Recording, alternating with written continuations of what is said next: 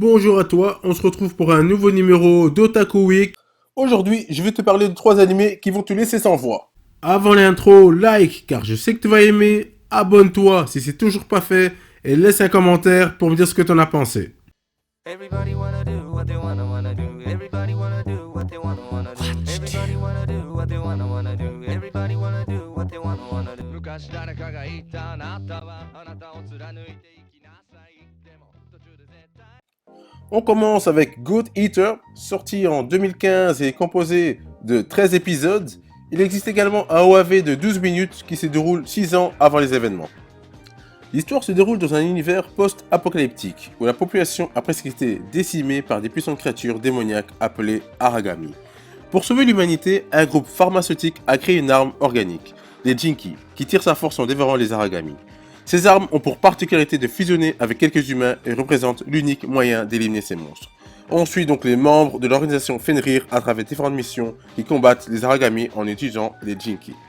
Passons maintenant au scénario. Bien que le scénario soit assez simple, j'ai vraiment apprécié l'évolution du héros ainsi que sa volonté de vengeance. Les épisodes se dévorent assez facilement et m'ont vraiment laissé sur ma faim en terminant ce 13e épisode. Parlons maintenant des personnages, et plus précisément de Lenka Utsugi, un jeune soldat sachant utiliser l'une des nouvelles épées pouvant dévorer littéralement les Aragami. La perte de sa famille est ce qui va l'emmener à s'engager pour l'organisation qui lutte contre ces monstres. Il est assez mature et prêt à tout pour repousser ses limites. Son évolution est vraiment ce qui m'a plu, même si c'est parfois un peu poussé. Concernant les autres protagonistes, on apprend pas mal de choses sur les différentes motivations, ce qui est toujours un plus afin de mieux comprendre leurs actions. Parlons maintenant de la bande son. Niveau ambiance, le DC Sport se ressent réellement, notamment avec une host qui accompagne très bien le tout. Avant de passer au Chara Design, petite séquence vidéo pour vous montrer un peu comment ça se passe dans l'action.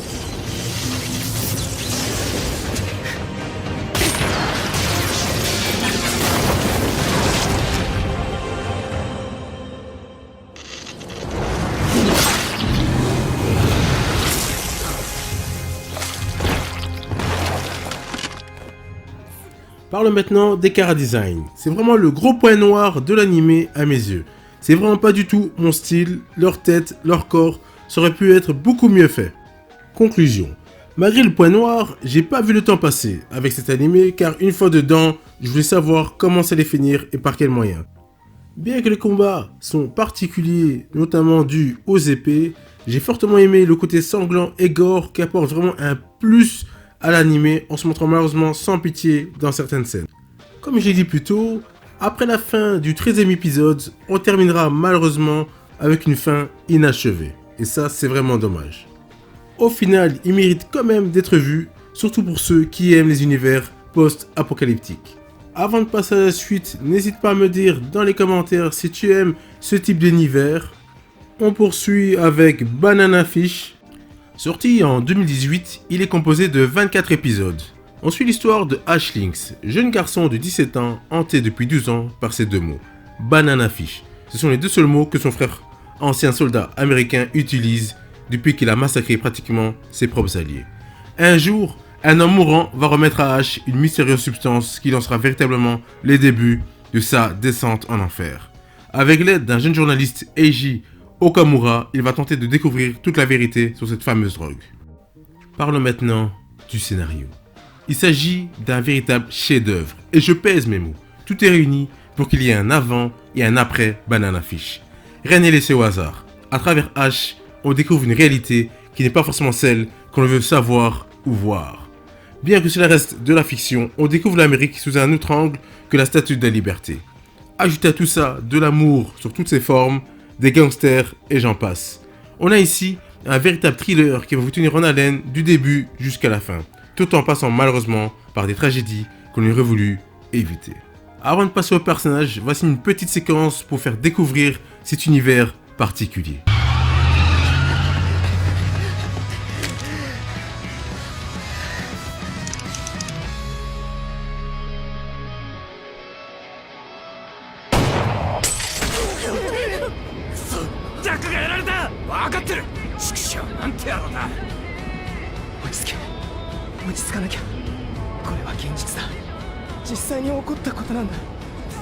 本当に殺されるかもしれない。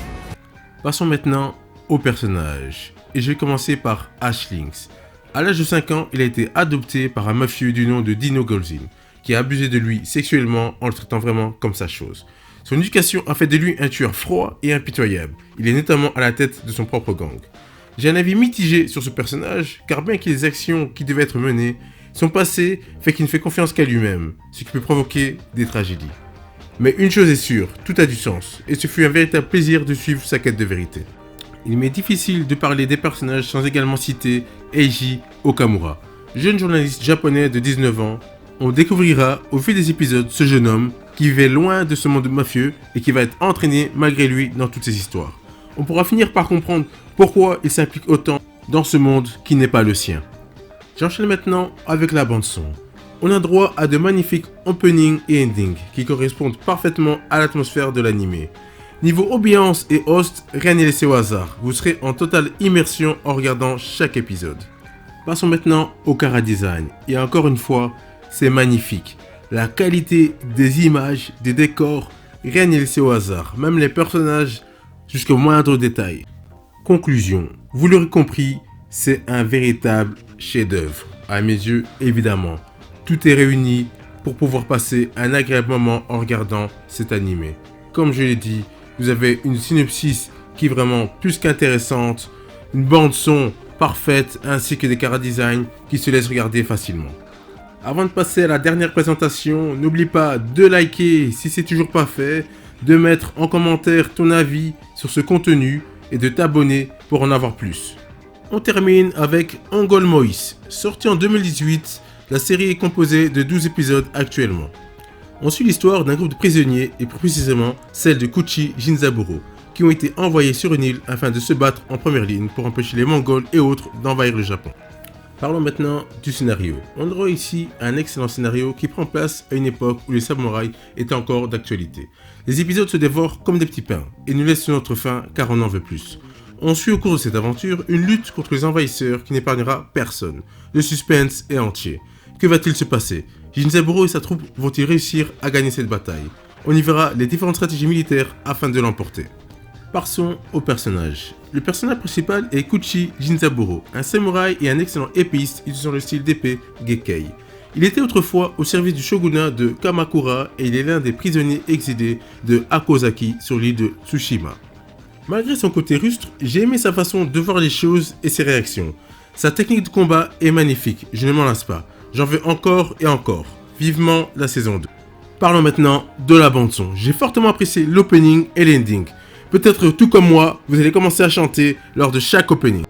Niveau ambiance, on a droit à ce fameux son des épées qui s'entrechoquent lors de chaque combat. Saupoudré d'une bonne host pour encore mieux apprécier les luttes, c'est un véritable sans faute. Passons au chara design. On n'y va pas par quatre chemins. Âme sensible, s'abstenir. La couleur du sang fait bel et bien partie d'une guerre. Que ce soit épée, armure, personnage, tout est merveilleusement bien fait, ce qui forcément ajoute du plaisir lorsqu'on savoure chaque épisode. Conclusion. Quel choc, je m'attendais pas à ça. Pour ceux qui aiment les animés liés à la guerre, vous ne serez pas déçus. Combat, scénario, chara design, tout est là. J'ignore pourquoi on n'en parle pas assez, mais il vaut la peine de rentrer dans cette fameuse guerre. Voilà, c'est fini pour cet épisode, j'espère que tu as apprécié. N'hésite pas à me donner ton avis en commentaire. Et moi je te dis, on se voit à la semaine prochaine pour de nouvelles aventures.